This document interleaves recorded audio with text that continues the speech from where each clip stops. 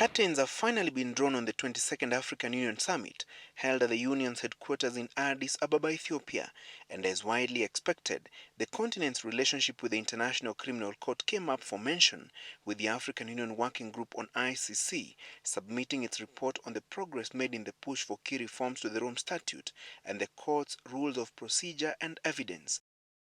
Kenya, backed by the African Union, successfully managed to push for the introduction and adoption of Rule 134 quota to the court's rules of procedure and evidence, allowing ICC suspects holding critical public positions to waive their right to be physically present in court during their trial and be represented by their lawyers. That is the rule that Deputy President William Ruto invoked when he successfully requested the trial chamber to grant him conditional excusal from court sessions. Rwanda, Togo, and Morocco, the African permanent members of the Security Council, also worked with us, as did the delegations that went to the Assembly of State Parties. We thank you. Kenyatta has urged the African Union to pile more pressure on the push for further changes to the operations of the Hague-based court and the Office of the Prosecutor by focusing on amendments to the Rome Statute. Kenya has since filed a notice to the United Nations Security Council to convene an extraordinary session of the Assembly of State Parties to the Rome Statute to deliberate on a proposal to amend the Rome Statute to exempt sitting heads of state and government from prosecution by the ICC. We have made significant progress, but hurdles remain. There are some proposals for amendments demanded by our union that are still pending, and I therefore urge that we remain united as we seek further changes to the statute.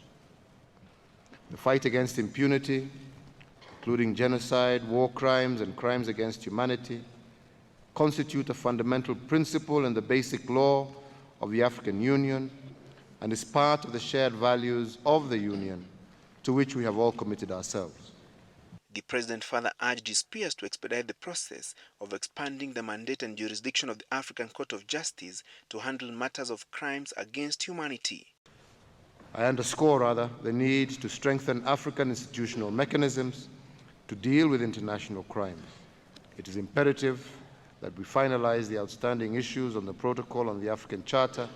on the establishment of the African Court on Human and People's Rights, to include international crimes. On the peace and security situation in South Sudan, the mediation panel established by the Intergovernmental Agency on Development (IGAD) submitted its progress report to the regional leaders on the sidelines of the AU summit. The panel expressed concerns with reports of violation of the cessation of hostilities agreement signed on the 23rd of this month by the warring factions in South Sudan. Regarding the challenge, to mention briefly, failure to comply or to fully commit to the letter and spirit of the cessation of hostilities agreement, or to ensure compliance by all armed groups operating in areas controlled by the government or opposition forces,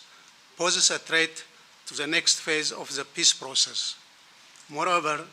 the humanitarian crisis has reached serious proportions, and unless swiftly addressed, could complicate resolution of the crisis and place increased stress on the region. The IGAD leaders hailed South Sudan President Salva Kiir Mayardit for releasing 7 of the 11 political detainees to help fast-track the search for political settlement to the crisis that has rocked the youngest nation in the continent. I am pleased to report that the government of South Sudan released to me 7 of the 11 detainees this week, and this was a major step forward, and we continue to engage with our brother President Salva Kiir on the release of the remaining 4. However, since the signing of the 2 agreements, there has been accusations and counter-accusations of non-compliance to the agreements, and I therefore appeal to our brothers and sisters from South Sudan to put the interests of the suffering population first and comply with the agreements with a view to alleviating the situation. The mediation process resumes in a week's time, with hope that the warring factions will arrive at a political settlement to the crisis that has so far claimed over 1,000 lives and forced more than 500,000 residents to flee their homes.